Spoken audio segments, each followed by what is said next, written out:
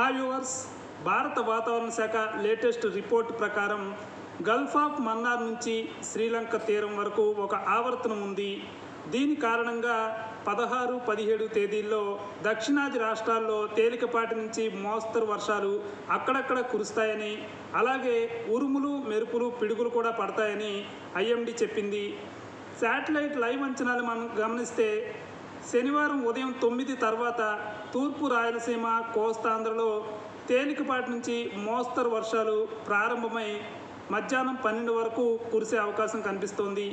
ఆ తర్వాత తూర్పు రాయలసీమ, దక్షిణ రాయలసీమలో వర్షం కంటిన్యూగా కురుస్తూ రాత్రి 7 గంటల వరకు తేలికపాటి నుంచి మోస్తరుగా పడే అవకాశం ఉంది.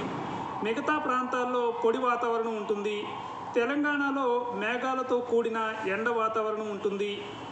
గాలి వేగం గమనిస్తే తెలంగాణలో మ్యాక్సిమం గంటకి 11 కిలోమీటర్లుగా ఉంటుంది. ఏపీలో మ్యాక్సిమం గంటకి 14 కిలోమీటర్లుగా ఉంటుంది. బంగాళాఖాతం నుంచి బలమైన గాలులు రాయలసీమ వైపు వస్తున్నాయి. ఉష్ణోగ్రత తెలంగాణలో మ్యాక్సిమం 32 డిగ్రీల సెల్సియస్ ఉంటుంది. ఏపీలో రాయలసీమలో మ్యాక్సిమం 28 డిగ్రీల సెల్సియస్ ఉంటుంది. కోస్తా, ఉత్తరాంధ్రలో మ్యాక్సిమం 32 డిగ్రీల సెల్సియస్ ఉంటుంది. తేమ తెలంగాణలో 50% కంటే తక్కువగా ఉంది. అందువల్ల తెలంగాణలో వర్షం కురిసే అవకాశం లేదు. ఏపీలో మాత్రం రాయలసీమలో తేమ 80% పైగా ఉంటుంది. కోస్తాలో 70% పైగా ఉంటుంది. ఉత్తరాంధ్రలో 50% పైగా ఉంటుంది. అందుకనే శనివారం తూర్పు, దక్షిణ రాయలసీమలో ఎక్కువగా వర్షాలు కురిసే అవకాశాలు కనిపిస్తున్నాయి.